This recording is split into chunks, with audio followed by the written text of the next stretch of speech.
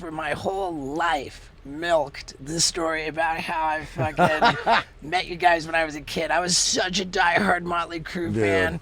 And it is a good fucking story. I mean, it's fucking badass. That's when you reached out to call the different hotels. Yeah, I mean, dude, I was such a fucking Motley Crue fan, right? I mean, like, I had, like, nothing but Motley Crue on my walls. You know, that whole Theater of Pain era was I had everything. Like the teachers in school were over it because every art project, it was a fucking it was a Motley Crue logo. It was a fucking stuff. It was just like, all right, enough with the fucking Motley Crue. They were like wood shop making drumsticks. Fucking Motley Crue.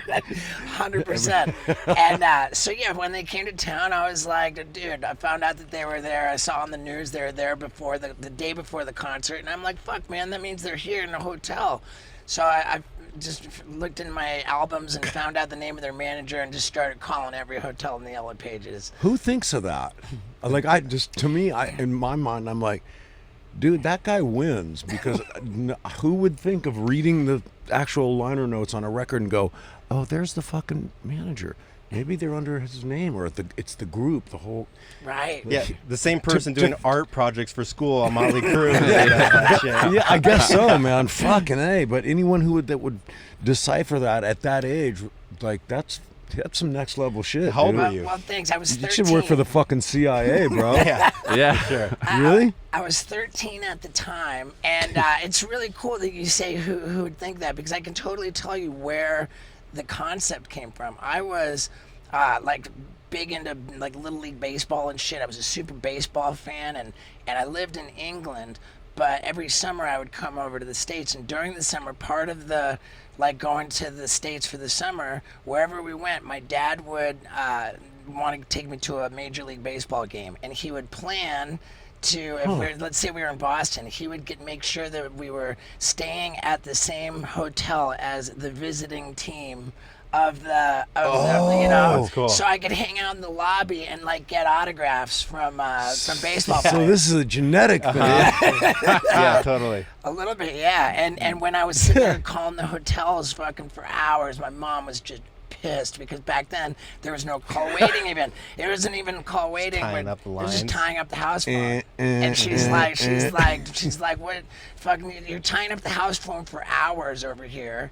And I'm like, Mom, I'm calling Motley Crue, you know? And like, my dad only ever wanted me to show initiative, to be like passionate, to fucking, and my dad was like stoked. He was like, my son, this is what, he's fucking on fire right now. So my dad called up my mom, honey, he's calling Motley Crue.